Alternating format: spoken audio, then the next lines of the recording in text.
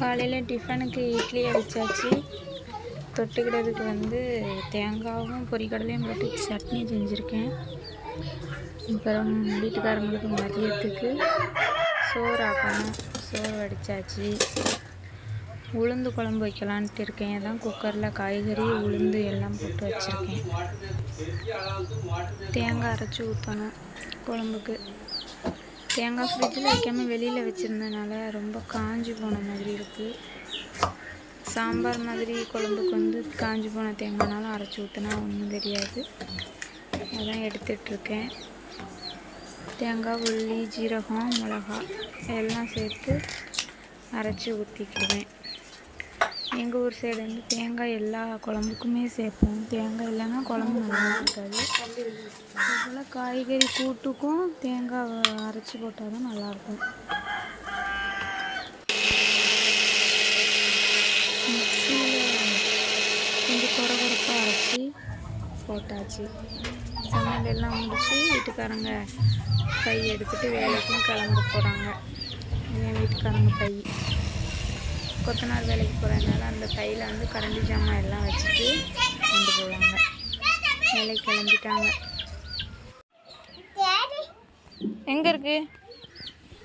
எங்கே இருக்கு அச்சுமாக்கல்? குழி உள்ளையா? தோண்டி வச்சுட்டியோ? ம்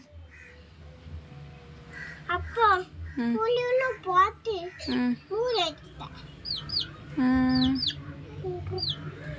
கோழி குஞ்சு ஒன்றைய தேடுது பாரு.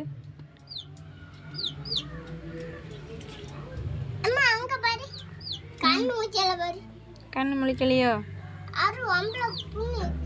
புண்ணு இருக்காமா?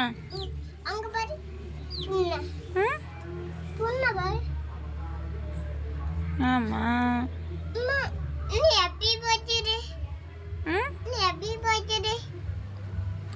எப்படி பொரிச்சுதா? முட்டைக்குள்ள இருந்து பொரிச்சுது.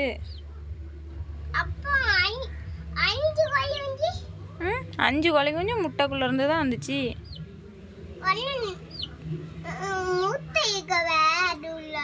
அது உள்ளேயும் முட்டை இருக்கோ? உனக்கு எப்படி தெரியும்?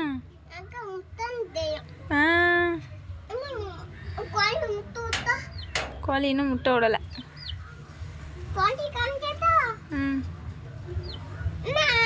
அது என்னது?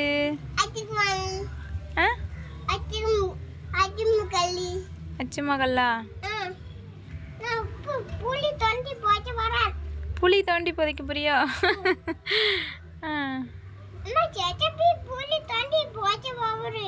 சரி.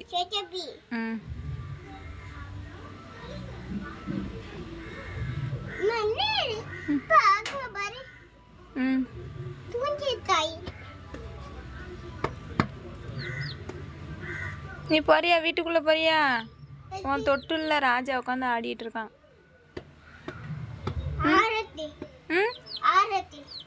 ஆடட்டா?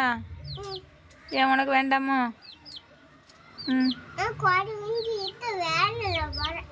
விளையாட போறியா?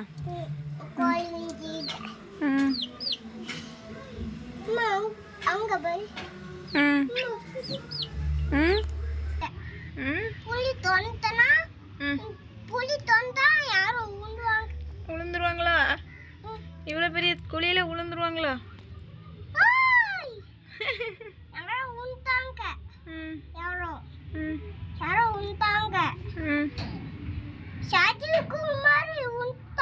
யாரு? ராஜகுமாரா? ராஜகுமார்னா யாருமா?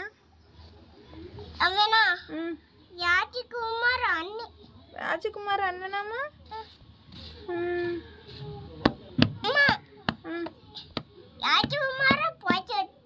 அண்ணரு? அது எந்த ராஜகுமார்?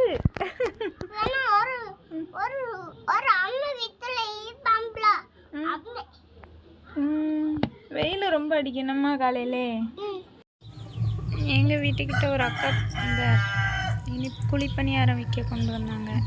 இது வந்து காரம் போட்டு செஞ்சது, இது இனிப்பு கருப்பட்டி போட்டு செஞ்சது. செம்ம டேஸ்ட்டாக இருக்கும்.